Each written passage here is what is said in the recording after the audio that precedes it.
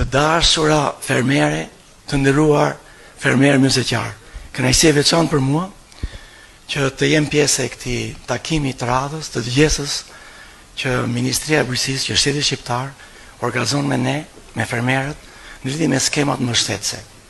Por këtë takim bëhet edhe më i veçantë, sepse takimeve të shumta që Ministri i Bujqësisë ka kaluar në të tërë vendin, sot është bashkuar e gjithë qeveria bashkë me kryeministrin.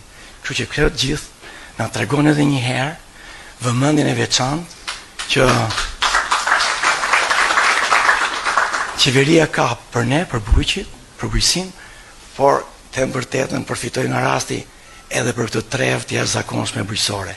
Do t'i ngeli pak hatri Dimos, po më falë Dimos, kemi që bëjmë, tani këtu ne i mrodhëm gjithë. Qeveria e tërë me ne për këto problemet tona të përditshme. Faleminderit. I nderuar kryeministër, me vizionin tënd, me largpamësinë tënde, ti e ktheve këtë vendin ton që Zoti në të vërtetë e ka ndërtuar kaq bukur, po që para disa vjetësh quhej si botë e tretë në vendin më të fantastik turistik.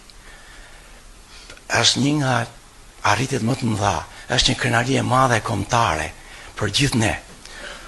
Por numrat, shifrat e jashtëzakonshme janë në maramance. Po për ne bujqit 10 milion, 12 milion turist, po për ne bujqit kjo është edhe pak dridhëruese, sepse le të imagjinojmë për një moment 12 milion turist do të drekojnë me një kuzhinë shqiptare, me produktet tona, dhe ne dhe shefat e kuzhinave me një herë me në lëvizje, 12 milion domate, 12 milion kastraveca, 12 milion speca, po shumë lule lakra, po shumë karrota, po shumë e ku diun lule shtrydhe, mish, gjalp, vaj ulliri, ullinj, vera, mandarina, thot Dimo, mos më harro. Me këtë desha të thoja që këto dy kolona të ekonomisë shqiptare janë kaq shumë të lidhura njëra me tjetrën. Dhe mendoj që bujqësia tashmë nuk është thjesht një vetë punësim, nuk është thjesht më një mbjetesë në fshat, por është një degë e rëndësishme. Ne ushqejmë popullsinë, ne eksportojmë, ndikojmë ndjeshëm në balancin ekonomik, eksport e import të qeveria shqiptare dhe jemi një pjesë e rëndësishme e zhvillimit ekonomik të vendit. E gjithë kjo që desha toja është një krenari dhe vëmendje veçantë që ne të gjithë na kushtohet.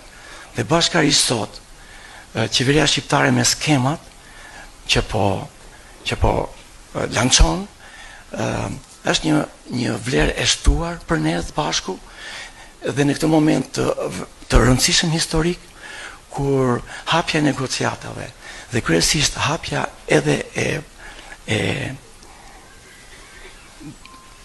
bujqësisë në Bashkimin Evropian e bën edhe më të rëndësishëm këtë takim të sotim. Bashkia Divjak do jetë në vëmendjen e duhur, në mirëkuptim me qeverinë dhe me ju bashkë për të ecur ndërtimin e duhur dhe për të ecur përpara në bujqësinë tonë moderne. Mirëseardhët në qytetin e lashtë të Arnisës, të fisit i lirë të Aulandëve.